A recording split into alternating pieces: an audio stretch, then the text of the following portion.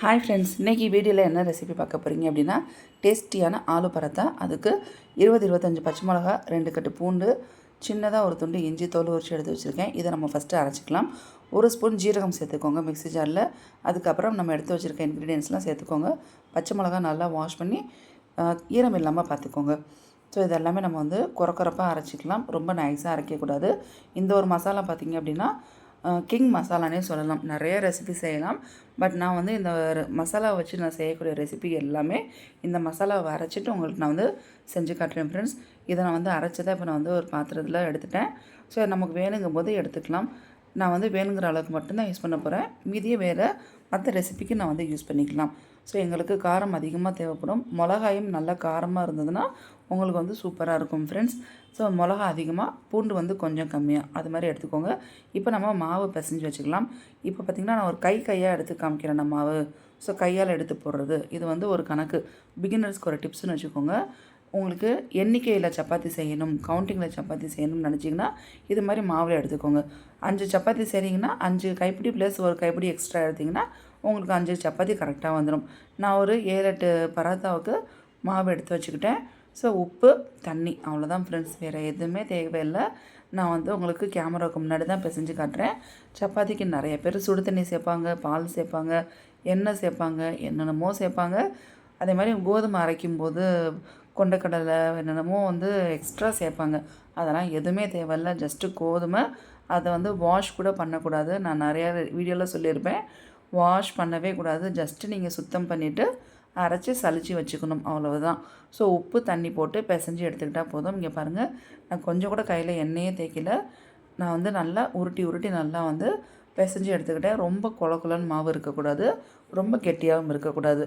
So நார்மலாக நமக்கு வந்து தேய்க்கிற பக்குவத்துக்கு இருக்கணும், சாஃப்டாக இருக்கணும், அவ்வளோதான். ஸோ அந்த மாவு வந்து திப்பியாக தெரிஞ்சிச்சுன்னா அது உங்களுக்கு ஒழுங்காக திரட்ட வராது. கொஞ்சம் நல்லா சாஃப்டாக இருக்கணும். அது மாதிரி நீங்கள் பிசைஞ்சிட்டு ஒரு துணி போட்டு இல்லைன்னா அந்த பாக்ஸு போட்டு மூடி வச்சுருங்க. நம்ம மசாலா செய்கிறதுக்குள்ள அந்த மாவு வந்து ஊறிடும். இப்போ மசாலா செய்கிறதுக்கு கடாய் வந்து காய வச்சுக்கோங்க. எண்ணெய் வந்து ஒரு 2லேருந்து 3 ஸ்பூன் அளவுக்கு எண்ணெய் சேர்த்துக்கோங்க. நான் அந்த பெரிய ஸ்பூனில் 1 ஸ்பூன் சேர்த்துக்கிட்டேன். எண்ணெய் காஞ்சதும் ஜீரகம் மட்டும் சேர்த்துக்கிட்டு நம்ம அரைச்சி வச்சுருக்க அந்த மசாலாவை சேர்த்துக்கோங்க. ஸோ அந்த ஒரு சீக்ரெட் மசாலா தான் உங்களுக்கு ஆலு மசாலா வந்து ரொம்ப டேஸ்டியாக கொடுக்கும்.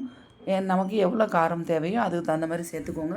4 உருளைக்கிழங்கு நான் வந்து வேக வச்சு தோல் உரித்து வச்சுருக்கேன். அதே தான் நம்ம வந்து சேர்க்க போகிறோம். கருவேப்பிலை வந்து கட் பண்ணி வச்சுருக்கதை போட்டாச்சு. ஸோ நல்லா மசாலா வறுத்ததும் கொஞ்சமாக மஞ்சள்தூள், அந்த உருளைக்கிழங்குக்கு தேவையான அளவுக்கு உப்பு, ஸோ அதெல்லாம் போட்டு நல்லா மிக்ஸ் பண்ணிக்கோங்க. இப்போ உருளைக்கிழங்கை நீங்கள் கட் பண்ணி சேர்த்தாலும் சரி, இல்லை டைரெக்டாக போட்டு மேஷரை வச்சு மேஷ் பண்ணாலும் சரி. ஸோ இது மாதிரி நான் கையெல்லாம் உதுத்து விட்டுக்கிட்டேன். இந்த அளவுக்கு உங்களுக்கு வந்து உருளைக்கிழங்கு வெந்து வந்திருக்கணும். நான் கரண்டி இலையை ஃபுல்லாக வந்து மிக்ஸ் பண்ணி மேஷ் பண்ணி நல்லா மிக்ஸ் பண்ணி விட்டுக்கணும். அப்போ தான் உங்களுக்கு வந்து அந்த மசாலா ஈவனாக எல்லா உருளைக்கிழங்குலையுமே ஸ்ப்ரெட் ஆகும். உருளைக்கிழங்கு வந்து பார்த்திங்க அப்படின்னா இந்த ஆலு பராத்தாவுக்கு பீஸாக இருக்கவே கூடாது. எந்த அளவுக்கு உங்களுக்கு நைஸாக மேஷ் பண்ண முடியுமோ அந்த அளவுக்கு மேஷ் பண்ணிக்கோங்க. மாவு மாதிரி இருக்கணும், சிம்பிளாக சொல்லணும் அப்படின்னா. ஸோ உங்களுக்கு கரண்டியை வச்சு பண்ணாலும் சரி, இல்லை மேஷர் வச்சு பண்ணாலும் சரி. எனக்கு இது கம்ஃபர்டபுளாக இருந்ததுனால நான் கரண்டியை வச்சே பண்ணிட்டேன். என்கிட்ட மேஷர் இருக்குது, பட் எனக்கு இது மாதிரி செய்யும்போது ரொம்ப கம்ஃபர்டபுளாக இருக்குது. உங்களுக்கு நீங்கள் எப்படின்னு பார்த்துக்கோங்க. இப்போ நம்ம ஸ்டவ்வை ஆஃப் பண்ணிவிட்டு உங்களுக்கு எல்லாமே ஈவனாக ரெடி ஆகிடுச்சு பாருங்கள், மிக்ஸ் ஆகிட்டு. உங்களுக்கு டேஸ்ட்டுக்கு உப்பு பார்க்குறதா இருந்தால் அந்த ஸ்டேஜில் பார்த்துக்கோங்க. கம்மியாக இருந்ததுன்னா இந்த டைமில் சேர்த்துக்கோங்க. ஸ்டவ் ஆஃப் பண்ணிவிட்டு நல்லா மிக்ஸ் பண்ணிவிட்டு கொத்தமல்லி வந்து சேர்த்துக்கோங்க. கொத்தமல்லி சேர்த்துட்டு நல்லா அந்த மசாலாவை மிக்ஸ் பண்ணி விட்டுக்கோங்க. ஏன்னா அப்போ தான் உங்களுக்கு வந்து இந்த கொத்தமல்லியும் சேர்ந்து அதோட மிக்ஸ் ஆகிட்டு அந்த வாசனை வந்து பார்த்திங்கன்னா வீடு ஃபுல்லாக இருக்கும்.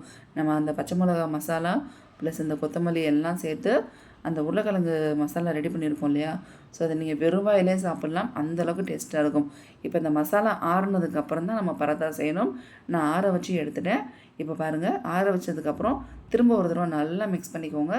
சப்பாத்தி திரட்டுறதுக்கு முன்னாடி கீழே வந்து ஏதாவது டவல் இல்லைன்னா அது மாதிரி விரிச்சிக்கோங்க கிளாத்து. அப்போ தான் உங்களுக்கு தேய்க்கிறதுக்கு நல்லா வரும். தென் உங்களுக்கு அந்த கட்டை வந்து இந்த பக்கம் அந்த பக்கம் நகராது. மாவை நல்லா உருண்டையாக எடுத்துகிட்டு இது மாதிரி புளியாக எடுத்துக்கோங்க, புளி பறிச்சுக்கோங்க. ஸோ உங்களுக்கு அப்போ தான் உங்களுக்கு ஸ்டஃபிங் வந்து ஈஸியாக இருக்கும். இப்போ நான் வந்து ஸ்பூனை வச்சு தான் வச்சு காட்டுறேன். மசாலா பார்த்திங்கன்னா நான் நிறைய எடுத்துருக்கேன். எப்போதுமே என்னை பொறுத்த வரைக்கும் நான் ஸ்டஃப் பண்ணி எதுவும் செய்கிறேன் அப்படின்னாலே உள்ளே வந்து மசாலாவாக இருக்கட்டும், பூர்ணமாக இருக்கட்டும் நிறையா வைப்பேன். ஸோ இது மாதிரி நல்லா மசாலாவை ப்ரெஸ் பண்ணி மாவை வந்து எடுத்து விட்டு நல்லா ரோல் பண்ணி கொஞ்சம் கையால் தட்டிக்கோங்க.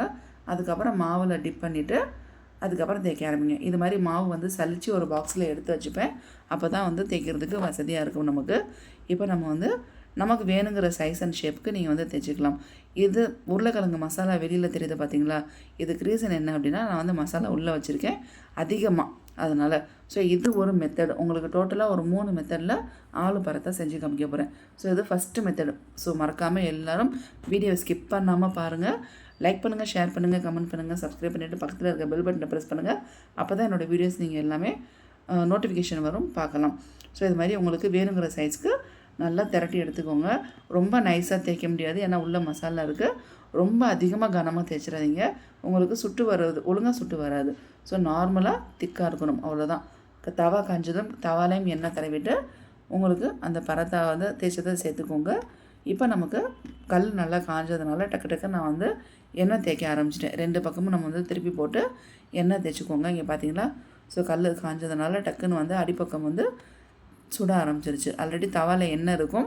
அது எதுக்காகனா மாவு வந்து ஒட்டக்கூடாது அப்படிங்கிறதுனால ஃபஸ்ட்டு எண்ணெய் தேய்ச்சிக்கோங்க. இது மாதிரி கரண்டியை வச்சு கொஞ்சம் ப்ரெஸ் பண்ணி சுட்டிங்க அப்படின்னா உங்களுக்கு அந்த கோதுமை மாவு வந்து நல்லா சுட்டு வரும். அந்த சப்பாத்தி வந்து கோதுமை மாவில் வந்து சேர்த்துருக்கோம் இல்லையா, அது வந்து நல்லா சுட்டு வரும். உள்பக்கம் வெளிப்பக்கம் 2 சைடுமே நல்லா சுட்டு வரும். ஆலு மசாலா பார்த்திங்க அப்படின்னா உங்களுக்கு நம்ம ஆல்ரெடி மசாலா வந்து வதக்கி தான் வச்சுருக்கோம். அதனால் ஆலு மசாலா உங்களுக்கு வந்து வேகணும் அப்படின்னு அவசியமே இல்லை. இது மாதிரி ப்ரெஸ் பண்ணி பாருங்கள். நீங்கள் ஒரு விஷயம் நோட் பண்ணிங்களா? இதில் வந்து ஃப்ளப்பியாக உங்களுக்கு வரவே இல்லை. ஸோ உங்களுக்கு உப்பெல்லாம் வரலை. அதை நீங்கள் நல்லா நோட் பண்ணிக்கோங்க. அதுக்கு மெயின் ரீசன் மசாலா உள்ளே அதிகமாக இருந்தது அப்படின்னா உங்களுக்கு சுடும்போது உப்பெல்லாம் வராது. ஏன்னா ஒன்று ரொம்ப பெருசாக தேய்க்க முடியாது. ஸோ அதே நீங்கள் பார்த்துக்கோங்க. இந்த ஒரு 2 ரீசன் 2 வந்து 2 பாயிண்ட்டை நீங்கள் வந்து ஞாபகம் வச்சுக்கோங்க. ஸோ நல்லா சுட்டு எடுத்தாச்சு. அது கொஞ்சம் ஆறுனதுக்கப்புறம் உள்ள மசாலா எப்படி இருக்குன்னு பார்க்கலாம். இப்போ 2வதுக்கும் ரோல் பண்ணி எடுத்துக்கோங்க. உருண்டையாக எடுத்துகிட்டு குழி பறிச்சுட்டு இப்போ ஸ்பூனில் தான் நான் மசாலா வைக்கிறேன். இப்போ கொஞ்சமாக வைக்கிறேன், ரொம்ப அதிகமாக வைக்கல. ஃபஸ்ட்டு நான் வச்ச மசாலாவுக்கும் இப்போ நான் எடுத்துருக்க மசாலாவுக்கும் நீங்களே டிஃப்ரெண்ட் பார்த்துக்கோங்க. ஸோ இது மாதிரி கொஞ்சம் ரோல் பண்ணிவிட்டு அந்த எக்ஸஸாக இருக்கக்கூடிய மாவை எடுக்க வேண்டாம், அதை அப்படியே சேர்த்து ரோல் பண்ணிக்கோங்க. ஏன்னா நம்ம செய்ய போகிறது பராத்தா. நமக்கு வந்து மாவு வந்து கொஞ்சம் கனமாக இருந்தால் தான் நமக்கு வந்து தேய்க்கிறதுக்கு நல்லா வரும். அந்த மாவை பிச்சிட்டிங்கன்னா உங்களுக்கு மாவோட குவான்டிட்டி கம்மியாயிடும், தேய்க்கும் போது உடஞ்சிரும்.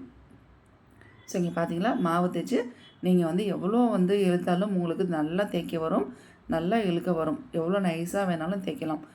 அப்போ வந்து நைஸாக தேய்க்கணுன்னா உள்ளே வந்து உருளைக்கிழங்கு கொஞ்சம் கூட பீஸாக இல்லாமல் இருக்கணும், நல்ல மாவு மாதிரி இருக்கணும். அப்போ தான் உங்களுக்கு நல்லா தேய்க்க வரும். ஸோ இதை பார்த்தீங்களா, இது நல்லாவே தேய்ச்சாச்சு. இப்போ நம்ம அதை போட்டாச்சு கல்லில். இதை நம்ம வந்து 2 பக்கமும் எண்ணெய் தேய்ச்சி சுட்டு எடுத்துக்கலாம். இதை நீங்கள் சுடும்போது நல்லா அப்சர்வ் பண்ணுங்கள், உப்பெல்லாம் வருதா இல்லையாங்கிறத நீங்களே கண்டுபிடிச்சிடலாம். ஸோ இது 2வது மெத்தட். இப்போ நம்ம வந்து அதேமாதிரி கரண்டியை வச்சு ப்ரெஸ் பண்ணி சுட்டோம் அப்படின்னா சூப்பராக சுட்டு வரும். ஸோ உப்பல் வந்துருச்சு பார்த்தீங்களா. இந்த ரீசன் உங்களுக்கு தெரிஞ்சிருக்கும்னு நினைக்கிறேன். நமக்கு சப்பாத்தி மாவெல்லாம் விளம்பரம் பண்ணும்போது நல்லா ஃப்ளஃபியாக வர்றதுக்கு 2 காரணம் வந்து இருக்கும் ஃப்ரெண்ட்ஸ். கனமாக தைக்கிறது தான் மெயினான காரணம், அப்போ தான் ஃப்ளஃபியாக வரும். ஸோ அதுதான் இப்போ நம்ம உள்ள மசாலா ஸ்டஃப் பண்ணியுமே உங்களுக்கு நல்லா ஃப்ளஃபியாக வருது அப்படின்னா அதுக்கு மெயின் ரீசன் கொஞ்சம் நம்ம வந்து மசாலா கம்மியாக வச்சுருக்கிறது தான். நான் ரொம்ப கனமாலாம் தேய்க்க மாட்டேன், நமக்கு சாப்பிட்றதுக்கும் நல்லா இருக்காது. ஸோ அதனால் ஓரளவுக்கு திக்காக இருக்கணும், அவ்வளோதான். நல்லா சுட்டெடுக்கணும். அதுதான் உங்களுக்கு ஆலு பராத்தாவோட சீக்ரெட்டே. உங்களுக்கு வந்து ஒழுங்காக நீங்கள் வந்து சுடாமல் எடுத்துட்டிங்கன்னா உள்ள மசாலா வந்து வெந்ததாக இருக்கும், வெளியில் மாவு வந்து பார்த்திங்கன்னா பச்சையாக இருக்கும், சாப்பிடும்போது நல்லா இருக்காது. ஸோ இதில் நீங்கள் எண்ணெய்க்கு பதிலாக வெண்ணெயை கூட நீங்கள் சேர்த்துக்கலாம். வெண்ணெய் தேய்ச்சி செஞ்சிங்கனாலும் ரொம்ப சூப்பராக இருக்கும். ஸோ இங்கே பாருங்கள், சூடு ஆறிடுச்சு.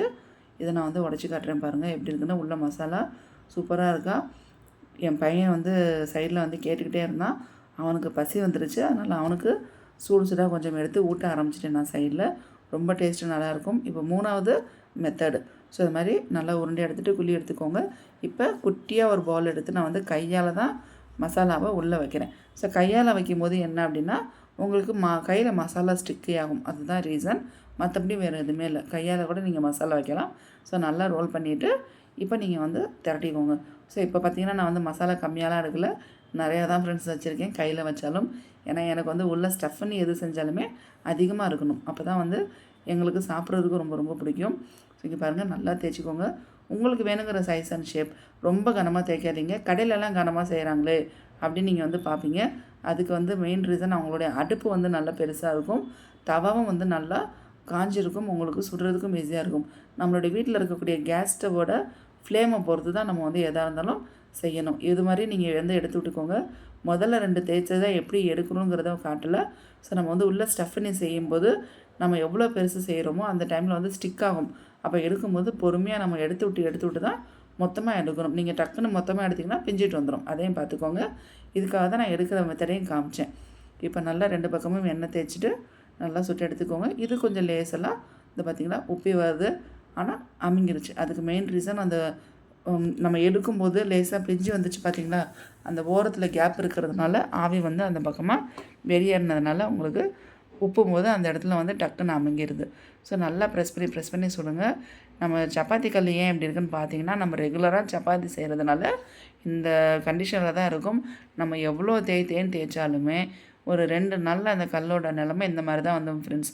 ஸோ நம்ம வந்து நல்லா சென்டரில் வந்து நமக்கு ஒயிட்டாக இருக்க ஏரியா பக்கமாக வச்சு நல்லா சுட்டு எடுத்துக்கோங்க. எல்லா பரோட்டாவும் நான் வந்து செஞ்சு எடுத்துட்டேன். எனக்கு வேணுங்கிற அளவுக்கு இங்கே பார்த்திங்கன்னா பேப்பர் மாதிரி எவ்வளோ சாஃப்டாக இருக்குது அப்படின்னா, உங்களுக்கு உள்ள மசாலா பார்த்திங்கன்னா நல்லா ஸ்ப்ரெட் ஆகிருக்கும். உங்களுக்கு கொஞ்சம் கூட உருளைக்கிழங்கு தெரியவே தெரியாது. ஸோ இதுக்கு எப்படி சாப்பிட்லாம் அப்படின்னா, கெட்டியாக தயிர், காரமாக மிளகாத்தூள், நாங்கள் மகாராஷ்டிராவில் குழம்புக்கு யூஸ் பண்ணுற மிளகாத்தூளும் தயிரும் இது மாதிரி நல்லா மிக்ஸ் பண்ணிவிட்டு சாப்பிடுவோம். சப்போஸ் தயிர் இல்லை அப்படின்னா எண்ணெய் மிளகா அப்படி. நீங்கள் வந்து வெளியில் எக்ஸிபிஷனுக்கு போனாலும் சரி, இல்லை எங்கே ஏதாவது ஹோம்மேடு ஃபுட்டு நீங்கள் செய்யக்கூடிய ஹோட்டலுக்கு போனாலும் சரி, இது மாதிரி தான் சைட் டிஷ் கொடுப்பாங்க. உங்களுக்கு வேணும்னா நம்ம செஞ்சு வச்சுருக்க ஆலு மசாலாவை வச்சு நீங்கள் அந்த பரோட்டாவை சாப்பிட்டுக்கலாம். ரொம்ப டேஸ்ட்டாக இருக்குது ஃப்ரெண்ட்ஸ். என் குட்டி பையனும் சாப்பிட்டு எனக்கு ரிவ்யூ கொடுத்துட்டான். பட் என்னால் வீடியோ எடுக்க முடியல. ஸோ நல்லா சாஃப்டாக இருக்கும். சாப்பிடும்போது அவ்வளோ டேஸ்ட்டாக இருக்கும். ஆலு மசாலா பார்த்திங்கன்னா நீங்கள் சைட் டிஷ்ஷாக யூஸ் பண்ணி சாப்பிட்டுக்கோங்க. நீங்கள் வந்து வெறும் வாயிலே பரோட்டாவை சாப்பிட்டுக்கலாம். எதுவுமே தேவையில்லை. பிடிச்சிருந்தா எல்லோரும் நல்லா ட்ரை பண்ணி சாப்பிடுங்க. தேங்க்ஸ் ஃபார் வாட்சிங்.